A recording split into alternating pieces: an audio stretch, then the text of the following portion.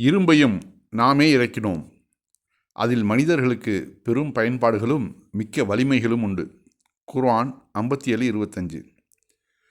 மேற்கண்ட இந்த வசனம் மிகச்சிறந்த ஒரு அறிவியல் உண்மையை நமக்கு கூறிக்கொண்டிருக்கிறது. ஆகாயத்திலிருந்து மழை நீர் பொழிவதாக நாம் பார்த்திருப்போம். இரும்பு வானத்திலிருந்து பொழிவதை நாம் பார்த்ததில்லை. ஆனால் திருக்குர்ஆன் 7ஆம் நூற்றாண்டிலேயே ஆகாயத்திலிருந்து இரும்பு மழை பொழிவதை கூறிக்கொண்டிருக்கிறது. பூமியின் மீது விண்கற்கள் வந்து விழுவதை நாம் அடிக்கடி பத்திரிகை வாயிலாக படித்திருப்போம்.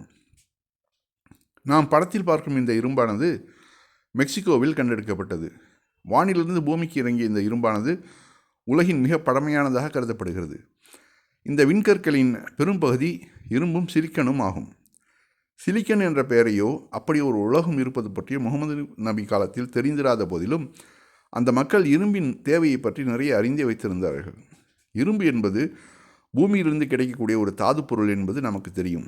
தாது பொருட்கள் என்பது பூமியின் கட்டுமான பொருட்களே. எனவே பூமி படைக்கப்பட்ட போது இரும்பும் அதோடு சேர்ந்து இறைவனால் படைக்கப்பட்டாகிவிட்டது. ஆனால் விண்ணிலிருந்து வரும் விண்கற்களில் உள்ள இரும்புக்கும் நாம் பயன்படுத்தும் இரும்புக்கும் சில வித்தியாசங்கள் இருக்கிறது. நமது முன்னோர்கள் பயன்படுத்தி வந்த உலோகங்களை விஞ்ஞானிகள் சோதனைக்கு உட்படுத்தினார்கள். அந்த மக்களின் உலோகங்களில் கசடுகளான கோபால்டு, சிலிக்கன் போன்றவை இருப்பது கண்டு விஞ்ஞானிகள் ஆச்சரியமடைந்தனர். ஏனெனில் நாம் பயன்படுத்தும் சாதாரண இரும்புகளில் இந்த கசடுகள் சேர வாய்ப்பில்லை. விண்ணிலிருந்து விழுந்த கற்களை கொண்டே அந்த மக்கள் உலோகங்களை செய்திருப்பது ஆராய்ச்சியில் தெரிய வந்தது. எனவே தான் இறைவன் நாம் விண்ணிலிருந்து இறக்கினோம், அதில் மனிதர்களுக்கு பெரும் பயன்பாடும் மிக்க வலிமைகளும் உண்டு என கூறுகிறான்.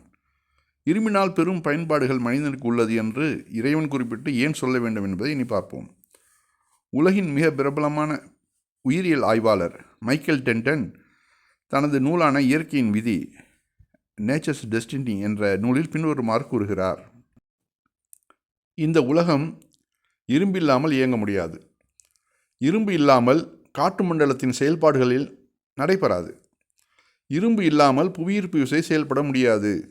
புவியீர்ப்பு விசை கோள்களுக்குள் இல்லை என்றால் ஒட்டுமொத்த உலகமும் அழிந்துவிடும். இரும்பு இல்லை என்றால் ஓசோன் படலமும் இல்லை.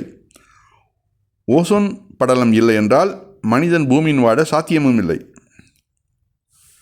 மனித உடலின் இரத்தத்தில் உள்ள ஹீமோகுளோபின் இல்லை என்றால் மனிதன் வாழ்வும் இல்லை.